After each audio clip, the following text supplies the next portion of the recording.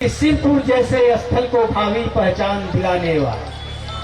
साथियों, सिरपुर जैसे स्थल को भावी पहचान दिलाने वाला नाम है जिसका जीवन दीप बुद्धा की ज्योति जलाने वाला, बुद्धा की ज्योति जलाने वाला। इस क्रांतिकारी अभिनंदन के साथ राष्ट्रीय महासचिव सम्मानित जीवनदीप जी आए और आज के कार्यक्रम का, आज के विषय का विषय परिवर्तन करें ताकि आगे का कार्यक्रम सुचारू रूप से संपन्न हो। जीवनदीप जी। धन्यवाद संचालक महोदय। सर्वप्रथम विश्व गुरु तथागत गौतम बुद्ध, उनके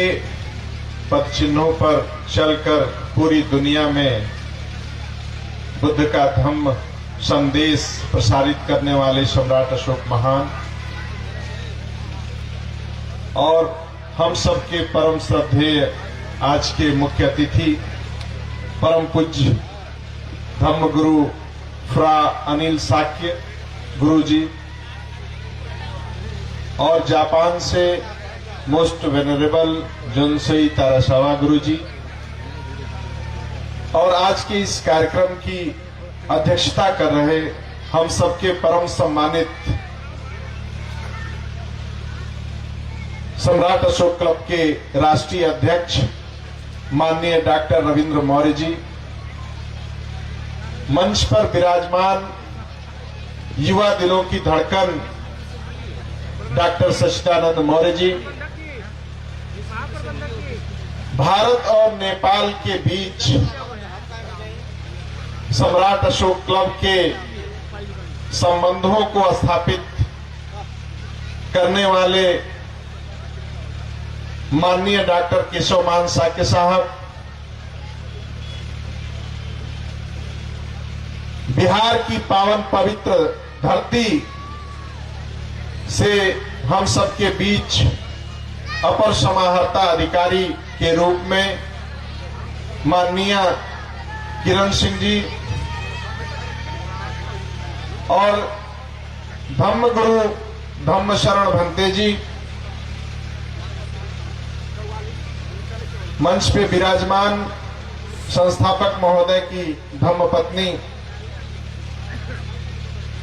आप सभी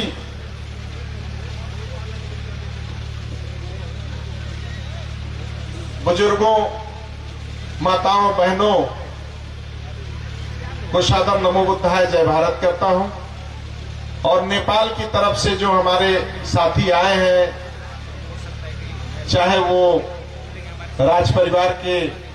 डॉक्टर केशवमान साक्य साहब के राज परिवार के लोग हों या जो बच्चे ड्रम का जो अभी धम्म ड्रम आप लोग सुन रहे थे, बड़ा अच्छा उन लोगों ने अपना प्रदर्शन किया। आप सभी लोगों का तहे दिल से स्वागत, हार्दिक स्वागत, अभिनंदन। और हम सबके बीच एक ऐसे व्यक्ति बैठे हैं जो स्कैनर है इस सम्राट अशोक स्तंभ, जिसको आप लोग लटिया महोत्सव, जिसके लिए इतना बड़ा जन सैलाब यहां इकट्ठा हुआ है,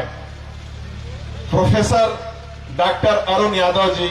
इनके सम्मान में आप सभी एक बार जोरदार ताली बजा सकते हैं। आपके बारे में जब पहली हमारी मुलाकात हुई आपसे सारनाथ की पवित्र धरती पे, और इतिहास का विद्यार्थी होने के नाते जब मैंने आपको सुना तो मैं उसी समय आपका मुरीद हो गया था और हमने मन ही मन ये निश्चय कर लिया था कि आपको इस लटिया के मंच पे अवश्य बुलाया जाना चाहिए और इस क्षेत्र के इतिहास और पुरातत्व से आपको जोड़ने का प्रयास होना चाहिए। उसी के संदर्भ में हम सबके बीच professor doctor Arun Yadav sir यहां उपस्थित हुए हैं। सम्राट अशोक क्लब का कारवां 30 साल का चलता है और आज हम लोग यहां इस सरजमी पे इकट्ठे हो रहे हैं। 30 साल में तो बहुत से बच्चे जो जन्म लिए होंगे अब वो पूरी तरह से युवा हो गए होंगे और अपने मंजिल पर पहुंच भी गए होंगे। ठीक उसी तरह सम्राट अशोक क्लब के संस्थापक, हम सबके परम श्रद्धेय संस्थापक महोदय सुभाष सिंह मौर्य साहब की एक अवधारणा थी कि कुछ ऐसा होना चाहिए कि ये जो सम्राट अशोक महान का स्तंभ है, इस स्तंभ की जो आबो हवा है, जो इसकी आभा है, पूरी दुनिया में ये जाना चाहिए। क्योंकि भारत में बहुत जगह अशोक स्तंभ है, चाहे वो सारनाथ का हो, चाहे वो कौशाम्बी का हो, चाहे वो नेपाल की लुम्बिनी का हो, अथवा संकिसा का हो। बहुत से स्तंभ आप लोगों को मिलेंगे, लेकिन ये ऐसा स्तंभ जिसपे 8 सिर होने के प्रमाण कनिंघम के समय में उन्होंने अपनी पुस्तक में उसका उल्लेख किया है, इसके बारे में बहुत कम चर्चा हुई। तो हम चाहते हैं कि ये चीजें पूरी दुनिया में जाएं, और उस जमाने में बुद्ध के संदेश को एक टावर के रूप में, जिस तरह से आज मोबाइल का टावर जगह जगह स्थापित करके एक दूसरे से पूरी दुनिया के लोग कनेक्ट हो रहे हैं, उस जमाने में अशोक ने वो चीज सोच ली थी कि जगह जगह बुद्ध के संदेशों को स्थापत्य कला के माध्यम से, पिलर के माध्यम से, अशोक स्तंभ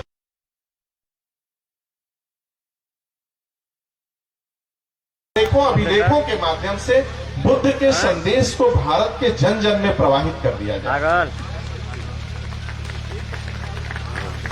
और ये प्रवाह सिर्फ भारत तक ही ना रहे, पूरी दुनिया में ये चले। जैसे दुनिया में बहुत सी ऐसी नदियां हैं जो सिर्फ एक देश के हिस्से में नहीं है, विश्व में बहुत सी ऐसी नदियां हैं, उनकी जलधाराएं न जाने कितने देशों को चीरती हुई, न जाने कितने देशों के पथिकों की प्यास बुझाती हुई, एक देश से दूसरे देश, दूसरे देश से तीसरे देश जाते जाते समुद्र में समा जाती है। और ये सोच अशोक महान ने उसी समय सोच लिया था कि बुद्ध का जो ज्ञान है, जो धर्म है,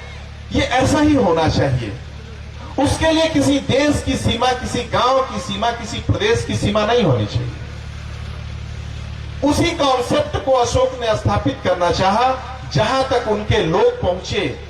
जहां तक उनके इंजीनियर पहुंचे, उनके वास्तुकार पहुंचे, वहां तक तो उन्होंने पत्थरों के माध्यम से लिखवा दिया। लेकिन जहां ये लोग न पहुंच सके, वहां धम्म गुरुओं को और उस जमाने के राजदूतों को उन्होंने दुनिया के कई देशों में भेजा, और उसी का परिणाम है कि ये जड़ें बहुत गहरी हो गई।